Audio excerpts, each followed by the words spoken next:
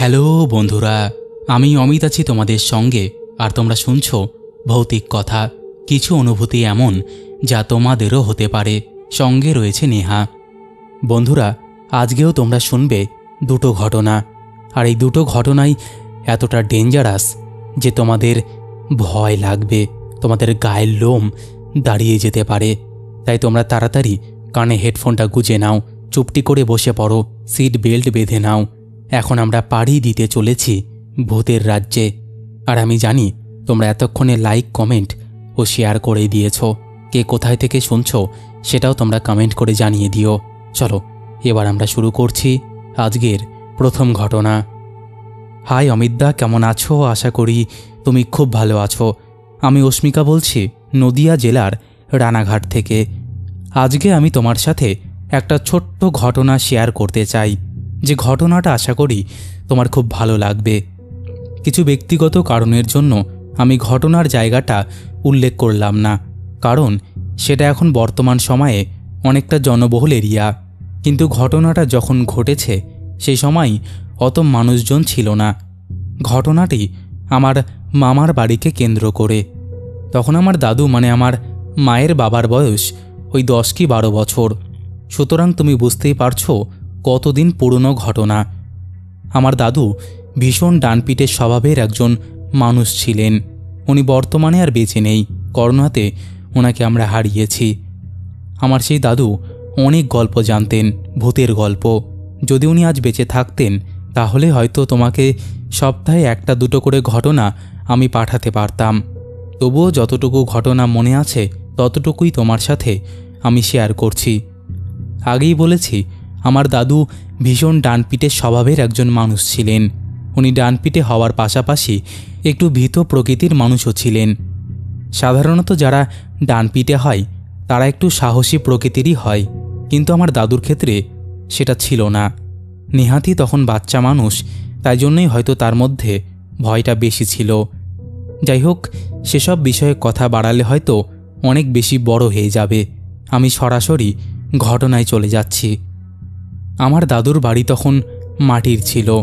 প্রতিদিন সকালবেলা স্কুল থেকে ফিরেই সোজা দাদু চলে যেত মাঠের ধারে খেলতে। দাদুর সমস্ত বন্ধু বান্ধবরা সেখানে থাকতো খেলার জন্য। তাদের খেলার সাথী ছোট ছোট বাচ্চারা যেমন হয়ে থাকে আর কি। দাদুরা যেত মাটির আলের রাস্তা দিয়ে। তারা কখনোই মাটির বড় রাস্তা দিয়ে আসতো না, অর্থাৎ তারা সবসময় শর্টকাট রাস্তা দিয়েই বাড়িতে যাতায়াত করত। আশা করি দাদা তোমাকে বোঝাতে পারলাম, কারণ বাড়ির বড়দের বারণ ছিল ওই রাস্তা দিয়ে সন্ধ্যের পর যাতায়াত করা। সবাই বলাবলি করত ওই রাস্তায় নাকি ভূত আছে। দাদুর বাড়ি থেকে বেশ কিছু দূরে দাদার একটা পাড়াতুতো দাদা থাকতেন। তিনি দাদার থেকে মোটামুটি বছর 5 বড় ছিলেন। ওনার নাম কেষ্ট। ওনাকে আমি কেষ্ট দাদু বলে সম্বোধন করলাম। একদিন ওই কেষ্ট দাদু আসে আমার দাদুদের সাথে খেলার জন্য। সে এসে বলে, আমাকে তোরা খেলতে নিবি? আমার দাদু তখন বলে, হ্যাঁ, কেন নেব না, আয় আয় খেলবি আয়। কেষ্ট দাদু আমার দাদুর সাথে খেলা করতে শুরু করেন। সবাই খেলতে খেলতে একসময় সন্ধে হয়ে যায়। বাড়ি ফেরার সময় চলে আসে। তাই কেষ্ট দাদু দাদুকে বলে, কিরে তোরা বাড়ি যাবি না? সবাই তখন চারিদিক তাকিয়ে দেখে, হ্যাঁ সত্যি সন্ধে হয়ে আসছে। তাই সবাই রাস্তার আলপথের দিকে যেতে থাকে। কিন্তু কেষ্ট দাদু বলে, আরে ওই রাস্তা দিয়ে কেন যাচ্ছিস? সোজা রাস্তা দিয়ে চল, যে রাস্তা দিয়ে আমরা এলাম। এখানে একটা কথা বলি রাখি দাদা, ওই কেষ্ট দাদু তখন নতুন সেখানে এসেছিল। এর আগে তারা অন্য জায়গায় থাকতো, তাই জন্য ওই রাস্তাঘাট, গ্রাম এলাকা, চত্বর সম্পর্কে সেরকম ধারণা ছিল না যে কোথায় কি আছে, যেটা স্বাভাবিকভাবে প্রত্যেকটা মানুষের হয়ে থাকে আর কি। তারা রাস্তাঘাট চিনলেও রাস্তাটার পেছনের ইতিহাসটা সেভাবে জানে না। আমার দাদু বলল, না না, ওই রাস্তায় যাওয়া বারণ রে। তখন কেষ্ট দাদু বলল, কেন? দাদু বলল, কেন তুই জানিস না ওই রাস্তায় ভূত আছে? আমাদের বাড়ির লোক তো আমাদের স্পষ্ট করে বারণ করে দিয়েছে ওই রাস্তায় যেতে, আর আমরা বাড়ির কথা মেনে চলব। কেষ্ট দাদু তখন হাসতে হাসতে বলে, ওরে মূর্খের দল, ভূত বলে কিছু হয় না। আর ভূত যদি ওখানেই থাকে সে তো এখানেও থাকতে পারে।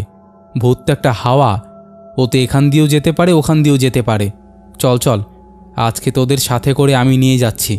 তোরা ছোট বলে তোদেরকে ভয় দেখিয়েছে, আমি তোদের সবার থেকে বড়, আমি তো বলছি যে কোনো ভয় নেই, চল। এই বলে কেষ্টদাদু রীতিমতো আমার দাদুদের জোর করে ওই রাস্তায় নিয়ে যায়। তখন সন্ধে হবে হবে, দূরের বাড়ি থেকে টিমটিম করে প্রদীপের আলো আসছে, এছাড়া আর সেরকম কিছুই চোখে পড়ছে না। যেহেতু পরিচিত রাস্তা, দিনের বেলায় মানুষ যাতায়াত করে, আর দাদুরাও এই রাস্তা দিয়ে খেলতে আসে, তাই পথ চিনে যেতে কোনো অসুবিধে হলো না। রাস্তাটার একটু বিবরণ দিয়ে দিই।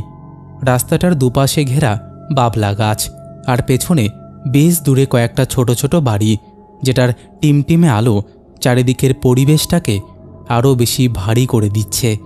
কেষ্টদাদু রাস্তা দিয়ে যেতে যেতে বাকিদেরকে বললেন, কই রে, কোথায় তোদের ভূত? সামনে তো আসছে না, দেখ অর্ধেক রাস্তা তো চলেই এলাম, এবার বুঝলি তো ওসব গুজব ছাড়া আর কিচ্ছু না। কেউ কোনো উত্তর দেয় না। সবাই তখন ভাবে যে হয়তো বাড়ির লোক সত্যিই ভয় দেখানোর জন্য ওই রাস্তা দিয়ে আসতে বারণ করেছে।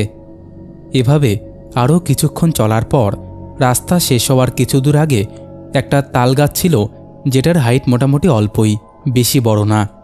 তখন সবাই রাস্তা দিয়ে আসছে আর গল্প করছে। সবাই দেখতে পেল ওই তাল গাছের মাথার ওপর কে যেন বসে রয়েছে। এবার থেকেই শুরু হলো আসল ঘটনা। কেষ্টদাদু সবার প্রথমে জিনিসটাকে দেখে ভাবলেন হয়তো আলো অন্ধকারের মধ্যে উনি কিছু একটা দেখছেন, কিন্তু আরও খানিকটা এগোতেই সবাইকে বলে ওঠে, কেষ্টদা দেখো, গাছের ওপর ওটা কে? সবাই একসাথে মিলে দেখে গাছের ওপর একটা মহিলা বসে। সেই মহিলাটা যে ওই গ্রামের না, সেটা ভালোভাবেই বোঝা গেল, কারণ তার চেহারা স্বাস্থ্য রঙের এরকম অদ্ভুত মহিলা এই গ্রামে কোথাও নেই। মহিলাটির গায়ের রং ছিল মিশমিশে কালো, ঠিক আফ্রিকানদের মতো। তার চুলগুলো ছোট ছোট, পরনে ছিল একটা নীল রঙের শাড়ি। চেহারা স্বাস্থ্য অনেক ভালো, কিন্তু অত চেহারা স্বাস্থ্য ভালো মহিলাটা কি করে একটা সরু লিকলিকে তালগাছের ওপর এইভাবে বসে আছে, আর সে উঠলই বা কী করে? কেউই তখন আর সামনে যেতে পারছে না, পেছনে তাকাতেও পারছে না, কারণ সামনে গেলে যদি মহিলাটা কোনো ক্ষতি করে, আর পেছনে গেলে যদি ধাওয়া করে। এইভাবে কতক্ষণ যে ওরা ওখানে দাঁড়িয়েছিল তার কোনো হিসেব নেই। সবাই ভগবানের নাম স্মরণ করছিল, আর ওখানে দাঁড়িয়ে প্রচণ্ড জোরে জোরে কান্নাকাটি করছিল। সেই কান্নাকাটির শব্দে একসময় রাস্তার আশেপাশের কিছু মানুষজন বড় বড় আগুনের মশাল নিয়ে বেরিয়ে আসে, এবং সবাই এদিক ওদিক খোঁজাখুঁজি শুরু করে, কিন্তু কোথাও কান্নার উৎস খুঁজে পায় না। তখন গ্রামের মানুষেরা বুঝতে পারে যে ওই রাস্তা থেকে আসছে শব্দটা। ততক্ষণে আমার দাদু সহ তাদের বন্ধুদের প্রত্যেকের বাড়ির লোকজন ব্যাপারটা জেনে গিয়েছে। বাড়ি ফেরার সময় হয়ে গেছে, তবুও তারা ফেরেনি, তাই তারাও সবাই একসাথে চলে যায় ওখানে। গিয়ে যা দেখে তা ছিল এরকম, যে প্রত্যেকটা বাচ্চা একে অপরকে জড়িয়ে ধরেছে, আর তালগাছের দিকে তাকিয়ে প্রচণ্ড জোরে কান্নাকাটি করছে। সবাই আস্তে আস্তে ওদের সামনে যাওয়াতে ওরা প্রত্যেকেই একসাথে অজ্ঞান হয়ে গেল। তারপরে তাদেরকে ধরাধরি করে সঙ্গে করে বাড়িতে পাঠিয়ে দেওয়া হলো। এরপর তারা 7 দিন প্রত্যেকে একসাথে জ্বরে ভুগেছিল। জ্বর সারানোর পর প্রত্যেকেই সেদিনের কথাসহ কেষ্টদাদুর কথাও বলে। স্বাভাবিকভাবেই প্রত্যেকে ভীষণভাবে বকাবকি করে এবং একজন ওঝাকে দিয়ে ঝাড়িয়ে নিয়ে আসে। পরবর্তীকালে জানা যায় ওই তালগাছের পাশেই নাকি একজন হিন্দু মহিলাকে কবর দেওয়া হয়েছিল। তার থেকেই তার আত্মাটা ওই তালগাছের ওখানেই থাকে, আর ওই রাস্তাটা টোটালি হন্টেড হয়ে গেছে। এই ঘটনাটা জানাজানি হওয়ার পরেও কেউ কোনো রকম স্টেপ নেয়নি, বা সেই মহিলাটির ডেড বডিও তোলা হয়নি। দাদা, বর্তমান সময়ে সেই জায়গাটায় না কোনো বাবলা গাছ আছে, না কোনো তাল গাছ রয়েছে। এখন বর্তমানে সেখানে বড় বড় বিল্ডিং, আর সেই মাটির রাস্তাটাও এখন বড় পাকা রাস্তা হয়ে গেছে। সেখানে বাস চলাচলও করে এখন। ঘটনাটা যদি তোমার ভালো লাগে তবে তুমি অবশ্যই ভৌতিক কথা চ্যানেলে পড়ে শুনিও। অনেক অনেক ভালোবাসা নিও। ইতি রানাঘাট থেকে অস্মিতা। বন্ধুরা, এই ছিল হন্টেড রাস্তার একটা ঘটনা। আশা করছি ঘটনাটা তোমাদের বেশ লেগেছে। কেমন লেগেছে সেটা তোমরা অবশ্যই কমেন্ট করে জানিয়ে দিও। আর একটা কথা, তোমরা যারা এখনও এই পরিবারে যুক্ত হওনি তারা যুক্ত হয়ে যেও। তোমাদের মধ্যে অনেকেই আছে যারা ঘটনা পাঠাতে চাও কিন্তু ভাবছো পাঠাবে কি না। তাদেরকে বলবো একদম চোখ বন্ধ করে পাঠিয়ে দাও। একটা কথা মাথায় রাখবে, এখানে সবার ঘটনাই শোনানো হয়, সেটা হোক না হাতে লেখা, সেটা হোক না ইংলিশ ওয়ার্ডে লেখা, এখানে সব কিছুই গ্রহণযোগ্য। তো আর দেরি কিসের, তাড়াতাড়ি লিখে বা ভয়েস করে পাঠিয়ে দাও। চলো এবার আমরা শুরু করছি পরের ঘটনা। হ্যালো অমিতদা, আমি বর্ধমান থেকে বলছিলাম। আমার নাম সৌরভ। প্রথমেই ভৌতিক কথার সকল পরিবারের সদস্যদের জানাই আন্তরিক প্রীতি ও শুভেচ্ছা। আশা করি আমাদের সকলের ভালোবাসায় তোমার ভৌতিক কথা পরিবার আরও অনেক দূর এগিয়ে যাবে। চ্যানেলটা আরও বড় হোক, আমি চাই তুমি আরও অনেক দূর এগিয়ে যাও। আমার ভালোবাসা নিও। দাদা, প্রথমে যে ঘটনাটা বলছি সেটা যখনকার তখন আমি ক্লাস 6-এ পড়তাম। আমি হঠাৎ করে আমার বাবাকে ঘেন্না করতে শুরু করি। তার কারণ ছিল একটা অদ্ভুত কারণ, যে আমার বাবা নাকি নাকে হাত দিত। এই নিয়ে আমাদের বাড়িতে প্রচণ্ড অশান্তি হতো। এরকমই একদিন অশান্তি চলাকালীন আমি রাগের মাথায় আমার মায়ের মাথা ফাটিয়ে দিই। আমি এতটাই রেগেছিলাম যে আমার কোনো সেন্স ছিল না। আমার এখনও মনে পড়ে না যে আমি আমার মায়ের মাথাটা ফাটিয়ে দিয়েছিলাম। আসলে আমি মায়ের মাথাটা ফাটাইনি, আমার মধ্যে থাকা যে স্পিরিট ছিল সে আমার মায়ের মাথাটা ফাটিয়ে দিয়েছিল। সেটা কে আমি তোমাকে ঘটনার শেষে বলবো। তো সবাই ভাবে আমি এত ছোট একটা বাচ্চা ছেলে, আমার মধ্যে এত হিংস্রতা আসবে কি করে। তাই আমার দিদি আমাকে ওঝার কাছে নিয়ে যেতে বলে। তিনি আমাদের পাশেই থাকতেন। আমার এক পিসি, যার নাম রেখা, তিনি মা কালীর সাধনা করতেন। ওনার কাছে আমাকে নিয়ে যাওয়ার চেষ্টা করে। স্বাভাবিকভাবেই এই ব্যাপারটা জানতে পেরে বাড়ির সবাইকে বারণ করে দিই যে আমরা কোথাও যাব না। আমি প্রচণ্ডভাবে অ্যাগ্রেসিভ হয়ে গিয়েছিলাম। আমি কোনোভাবেই যেতে চাইছিলাম না। আমি বারে বারে একটাই কথা বলছিলাম, আমি যাব না, আমি কোথাও যাব না। আমাকে তাও আমার বাড়ির লোকজন জোর করে নিয়ে যায় ওখানে। সেই রেখা পিসি আমাকে দেখে মাকে বলে যে তোমার শ্বশুর তো ওর মধ্যে রয়েছে, আরও তোমার শ্বশুর মশাইকে দেখতে পাই। এখানে একটা কথা বলে রাখি দাদা, যখন আমাকে রেখা পিসির কাছে নিয়ে যাওয়া হলো তখন আমি নাকি একদম নর্মাল আচরণ করছিলাম। এই কথাটা শুনে আমার মা বাবা সহ আমিও প্রচণ্ডভাবে ভয় পেয়ে গিয়েছিলাম। রেখা পিসি আরও বলল যে তোমরা কেউ ভয় পেও না, কিচ্ছু হবে না। আমাকে বলে তুই সুস্থ হয়ে যাবি, ভয়ের কিচ্ছু নেই। উনি আমাকে একটা তাবিজ আর মাদুলি দেন, বলেন এটা নিয়ে বাড়ি চলে যেতে। বাড়ি চলে আসার পর ওই পিসি আমার মাকে বলে দিয়েছিলেন যে 1 সপ্তাহের মধ্যে সব কিছু নর্মাল হয়ে যাবে আর আমি আমার বাবাকে আগের মতোই ভালোবাসবো আর ওনার হাত থেকে সব খাবও। 7 থেকে 10 দিনের মাথায় যতদূর আমার মনে পড়ছে সেদিন বৃষ্টি হচ্ছিল। আমি হঠাৎ করেই আমার মাকে বললাম যে আমি বাবার কাছে খাবো আর আমি আমার বাবাকে ঘেন্না করব না। আমার এই কথাটা শুনে সবাই প্রচণ্ড খুশি হয় আর সবাই বুঝতে পারে বিপদ কেটে গেছে। এই ছিল একটা ঘটনা। এবার চলে যাই পরের ঘটনায় যাওয়ার আগে আমি আমার সম্বন্ধে কিছু বলতে চাই। আমি বর্তমানে গান এবং গিটারের উপর রয়েছি। আমি ইকোনমিক্সে অনার্সে গ্র্যাজুয়েশন পাশ করি। তারপর 2020 লকডাউনের সময় আমার এসব ফ্যাশন হয়ে যায়। এখন বর্তমানে আমি এগুলোই করছি আর বাবার ব্যবসা দেখাশোনা করছি। আমি 3 ধাতুর মাদুলি, রূপোর ব্যবসা এসব হ্যান্ডেল করি। এখন আমি তোমাকে যে ঘটনাটা বলবো তখন আমি ক্লাস 11-এ পড়ি। সালটা ছিল 2015 সাল। প্রথমেই আমাদের বাড়ির বর্ণনাটা তোমাকে দিয়ে রাখি যাতে ঘটনাটা বুঝতে সুবিধে হয়।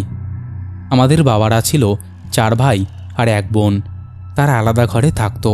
আমার পিসির বিয়ে হয়নি, তিনি আলাদা থাকতেন। আমার বড় জ্যাঠাদের ঘরটা ছিল সব থেকে পেছনে আর আমাদের ঘরটা ছিল মাঝখানে। একদিন রাত্রিবেলা সবাই খাওয়া দাওয়া করে শুয়ে পড়ার পর মা মাঝরাতে ঘুম থেকে ওঠে টয়লেটে যাওয়ার জন্য। হঠাৎ করে আমার মা প্রচণ্ড কান্নাকাটির শব্দ শুনতে পায়। তাই দৌড়ে গিয়ে আমার বাবাকে বলে, দেখো তো ওদের ঘর থেকে কেমন কান্নাকাটির শব্দ আসছে। তো আমি, মা, বাবা সবাই জেঠুর ঘরে দৌড়ে যাই। গিয়ে আমার জেঠিমাকে জিজ্ঞাসা করা হয় যে কি হয়েছে, কাঁদছো কেন? তখন আমার জেঠিমা জানায়, দেখ না আমার ছেলেকে কে যেন ছাদ থেকে ফেলে দিচ্ছিল। ওনার ছেলে বলতে আমার দাদার কথা বলছে। কিছু প্রসঙ্গত কারণে আমার দাদার নাম আমি গোপন রাখছি। আমার মা এই কথা শুনে ভীষণভাবে ভয় পেয়ে যায়। ওকে আটকাতে পারলে না? তখন যেটা বলে যে ওকে আটকাতে পারবো কী করে, ও তো রাক্ষসের মতো আচরণ করছিল, দাঁত মুখ খিচিয়ে তেড়ে আসছিল। অনেক কষ্টে ওর পা টেনে ধরে ওকে পড়ে যাওয়ার থেকে আটকেছি আমরা। এরপর সবাই মিলে ওপরে যাই। দাদা, একটা কথা বলে রাখি, আমার দাদার গলায় একটা বড় মোটা সরু চেন ছিল। ওই চেনটার মধ্যে একটা মাদুলি ছিল। আমার বাবা চেষ্টা করেও সেটা ছিঁড়তে পারল না, কিন্তু আমার দাদা এক ঝটকায় চেনটা ছিঁড়ে ফেলল। আমার জ্যাঠার বাড়িতে একটা কুকুর ছিল। সে কোনো ছোটোখাটো শব্দ পেলেই ভীষণভাবে চিৎকার করত, কিন্তু আশ্চর্যভাবে সে একদম চুপচাপ শুয়েছিল, কোনো শব্দ করেনি। দাদা, আর একটা কথা বলি, আমার যে বর্দা রয়েছে তারা 3 ভাই। তো তারা পাশাপাশি ঘরে শুয়ে রয়েছে। হঠাৎ করে দিদি শুনতে পাই যে তার ভাইয়ের গলা করে কেউ একজন ডাকছে। আবার অন্যদিকে আমার সেই দাদা শুনতে পাই যে তার দিদির গলা করে কেউ একজন ডাকছে, দরজা খুলতে বলছে। এখন প্রশ্ন হচ্ছে, বাইরে থেকে কে ডাকছিল? আমার বর্দা কিছুদিনের মধ্যে দিল্লি চলে যেত, আর দিল্লি গেলে তার নিশ্চয়ই কোনো ক্ষতি হয়ে যেত। তাই জন্য আমার দাদু বাইরে থেকে ডেকেছিল যাতে দাদা দরজা খোলে আর সে দাদাকে কিছু আঘাত করতে পারে, যে করেই হোক দিল্লি যাওয়াটা আটকে দেয়। কিন্তু আলটিমেটলি কিছুই হয়নি, দরজা খোলেনি। কিছুদিন পর দাদা দিল্লি চলে যায়। এখন যে স্পিরিট দাদার উপর বর্তমানে রয়েছে সে ইয়াং কারোর একটা স্পিরিট, আর সে অনেক পাওয়ারফুল ছিল। এসব ঘটনা ওই রেখা পিসির কাছ থেকে শুনেছিল আমার জেঠিমা। সে রেখা পিসি আমার দাদাকেও একটা মাদুলি দিয়েছিল এবং বলেছিল ঘর থেকে কোথাও যেন না বেরোই, আর ওকে যেন নজরবন্দি করে রাখা হয়। এই কড়া আদেশগুলো দিয়েছিল। সেদিনকে রাত্রিবেলা যখন তারা বাড়িতে এসে শুয়েছিল, সেদিন তো সারা রাত দাদাকে একলা ছাড়েনি। পরদিন রাতে তারা আলাদা ঘরে শোয়। সেই রাতে হঠাৎ করে দাদার নাম ধরে কেউ যেন ডাকতে শুরু করে যে দরজাটা খোল। জেঠিমা শুনতে পেল যে মা দরজাটা খোলো, কিন্তু যেহেতু পিসি বলে দিয়েছিল যে যেই ডাকুক না কেন দরজা যাতে না খোলে, তাই জন্য কেউই দরজা খুলছিল না। পরদিন সকালে দাদা জেঠিমাকে বলে, মা তুমি আমাকে ডাকছিলে? তখন জেঠিমা অবাক হয়ে বলে যে না তো, তুই তো আমাকে ডাকছিলিস। দুজনেই ভয় পেয়ে যায়। আবার ওঝাকে ডাকা হয়। সে বলে, তোমাদের বাড়ি কবরের উপর তৈরি, তাই জন্যই তো এত সমস্যা, বাড়ি শুদ্ধিকরণ করতে হবে। এরপর চারিদিকে পেরেক পুঁতে দিয়ে চলে যায়। সে সময় বাড়িতে একটা প্রচণ্ড ভয়ের পরিবেশ ছিল। আমার বর্দার চোখ সবসময় লাল হয়ে থাকতো, আর আমরা সবাই ওনার কাছে যেতে ভয় পেতাম। ওই বাড়িটার সন্ধ্যের পরই কেমন যেন থমথমে হয়ে যেত। আমি অনেকবার বাথরুমের কাছে ছায়াও দেখেছি। আমি যেহেতু তখন বেশ ছোট, তাই জন্য আমি বাথরুমের দিকে একা একা যেতে ভয় পেতাম। একদিন আমার মেজো জেঠিমার মেয়ে দাদার কাছে যাই তারাপীঠের তারামায়ের একটা ছবি নিয়ে। তখন সেটাকে দেখে সে খানিকটা লাফিয়ে পেছনে সরে যায়, বলে, তুই আবার এসেছিস? তোকে বারণ করেছিলাম না এখানে আসতে? তখন জেঠিমার মেয়ে অর্থাৎ দিদি বলে যে দাদা, তুই আমাকে চিনতে পারছিস না? দাদা তখন হুঙ্কার ছেড়ে চোখগুলো আরও লাল লাল আর বড় বড় করে বলে, তুই যাবি এখান থেকে? দাদার ওই হুঙ্কারে দিদি প্রচণ্ড ভয় পেয়ে যায় আর কান্নাকাটি করতে থাকে, আর তার মাকে বলে যে মা, আমার প্রচণ্ড ভয় করছে। এখানে বলে রাখি দাদা, ওই দিদি প্রচণ্ড সাহসী ছিল, কিন্তু দাদার ওরকম চিৎকার আর ওরকম রূপ দেখে প্রচণ্ড ভয় পেয়ে যায়। সেদিন রাতে তান্ত্রিকরা আসে গৃহবন্ধন করতে, আর বাড়ির সবাইকে বলে দেয় যে আমরা যেন রাত্রিবেলা জেগে থাকি, কোনো মতেই রাত 1:30 অবধি আমরা যেন না ঘুমোই। দাদা, তোমাকে আমি কি বলবো, সেদিন চারিদিকে বাড়িতে এত পরিমাণ ধূপধাপ শব্দ হচ্ছিল যে কোনো মানুষের ঘুম তো আসা দূরের কথা, ভয়ে তার আত্মারাম খাঁচা ছাড়া হওয়ার জোগাড় হয়ে যাবে। 1:30 নাগাদ তান্ত্রিকদের সমস্ত রিচুয়াল কমপ্লিট হলো। তান্ত্রিকরা ঘরে এসে বলল যে তোমরা এখন ঘুমোতে যেতে পারো, কিন্তু আমরা এতই ভয়ে ছিলাম যে আমরা কেউই ঘুমোতে পারছিলাম না। আমরা প্রত্যেকেই জেগেছিলাম, আর আমাদের সবাইকে না খেয়ে থাকতেও বলা হয়েছিল। এরপরে উনি ঘরে এসে ঘরের গৃহবন্ধন করতে শুরু করলেন। হোমযজ্ঞ করতে হবে, যার জন্য সেসব শুরু করলেন।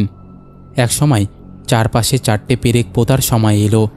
প্রথমবার যখন তান্ত্রিক গিয়ে ঘরের এক কোণে পেরেক পুঁততে যাবে, এমন সময় যেন মনে হলো তার পাটা কেউ টেনে ধরেছে। তান্ত্রিকটা কোনো রকম মন্ত্র বলে সেটাকে কাটিয়ে প্রথম পেরেকগুলো পুঁততে সফল হলো। এরপর তান্ত্রিক বাড়ি চলে গেল আর বলে গেল আর কোনো সমস্যা হবে না যদি না ওই পেরেকগুলো তুলে ফেলা হয়। কিন্তু দাদা, পরের দিনই ঘটল আরও এক অবাক করা কাণ্ড। আমার যেই কাকা 24 ঘন্টা আমার দাদাকে পাহারা দিচ্ছিল, সেই কাকা হঠাৎ করে তার বাড়ির সামনে মাটি খুঁড়ে পেরেকটা উঠিয়ে দিয়ে বলে, আমার বাড়ির এলাকার মধ্যে এগুলো পুঁততে দেব না আমি। এই বলে আমার কাকা জ্ঞান হারায়। কিছুক্ষণ বাদে জ্ঞান ফেরার পর তাকে এই কথাগুলো বলা হয়। তখন কাকা বলে, আমার তো কিছু মনে পড়ছে না, আর আমি এই কাজগুলো কেনই বা করতে যাব? যে ভাইবোকে আমি এত ভালোবাসি, তার খারাপের জন্য আমি এগুলো করব? সবাই বুঝতে পারে যেটা কাকার কাজ নয়, এটা ওই স্পিরিটের কাজ। তাই জন্য আবারও তারাপীঠ থেকে তান্ত্রিক নিয়ে আসা হয় আর বাড়িতে হোমযজ্ঞ করে চারিদিকে পেরেক পুঁতে দেওয়া হয়।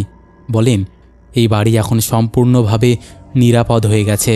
আগামী 100 বছরের মধ্যেও কোনো দুষ্ট আত্মা এখানে আসবে না। যেদিন এই কাজগুলো বাড়িতে সম্পূর্ণ হলো, সেদিন রাত্রেই কলকাতায় আমার দিদির ফ্যামিলির সাথে ঘটতে শুরু হলো আরও এক অবাক করা ঘটনা। দিদি মানে আমার বড় জেঠুর মেয়ের কথা বলছি আর কি। সেদিন রাত্রিবেলা হঠাৎ করেই বড়দির দরজার বাইরে থেকে বড়দার গলার আওয়াজ পাওয়া যায়। আমার জামাইবাবুকে সে উঠিয়ে বলে, কি গো, দেখো না, ভাইয়ের গলার আওয়াজটা বাইরে থেকে আসছে। তখন জামাইবাবু বলে, তোমার ভাই কোথা থেকে আসবে? ও তো এখন বাড়িতে, ওর শরীর তো খারাপ, তুমি তো জানো এটা। কিন্তু দিদি কোনোভাবেই শোনে না। তাই জামাইবাবু বাধ্য হয়ে দরজাটা খুলে দেখে যে কেউই নেই। আর দরজা খোলাটাই তাদের সবচাইতে বড় ভুল সিদ্ধান্ত ছিল, সেটা তারা পরবর্তীকালে মনে করে। দরজা যখন খুলে দেখল যে কেউ নেই, তখন তারা শুয়ে পড়ে। কিছুক্ষণ বাদে দিদির যে ছোট মেয়ে আছে, সে বাথরুম করতে ওঠে। বাথরুম থেকে বেরোনোর সময় সে দেখে আমার বড়দাকে। সে দিদিকে ডেকে বলে, মা দেখো দেখো, মামা বাইরে দাঁড়িয়ে রয়েছে, আমাকে ডাকছে। দিদি জামাইবাবু ছুটে এসে মেয়েকে নিয়ে ঘরে যায়। আবারও সে বলে, মামা বাইরে দাঁড়িয়ে আছে মা। ওরা দুজন মিলে মেয়েকে ধমক দিয়ে ঘুম পাড়িয়ে দেয় আর বলে কিছু নেই। এসব ঘটনা পরদিন জেঠিমাকে বলাতে জেঠিমা সেই তান্ত্রিককে দিদির বাড়িতে পাঠায়। সে তান্ত্রিক এসে বলে, তোমাদেরকে বাড়ি ছাড়তে হবে। তোমরা যেহেতু কাল রাত্রে দরজাটা খুলে দিয়েছ, তাই সে ভেতরে চলে এসেছে আর ওর কুনজর তোমার বাড়িতে পড়ে গেছে। তোমরা এই ফ্ল্যাটটা যত তাড়াতাড়ি সম্ভব খালি করে দাও। তারা কিছুদিনের মধ্যেই ফ্ল্যাটটা খালি করে অন্য জায়গায় শিফট করে যায়।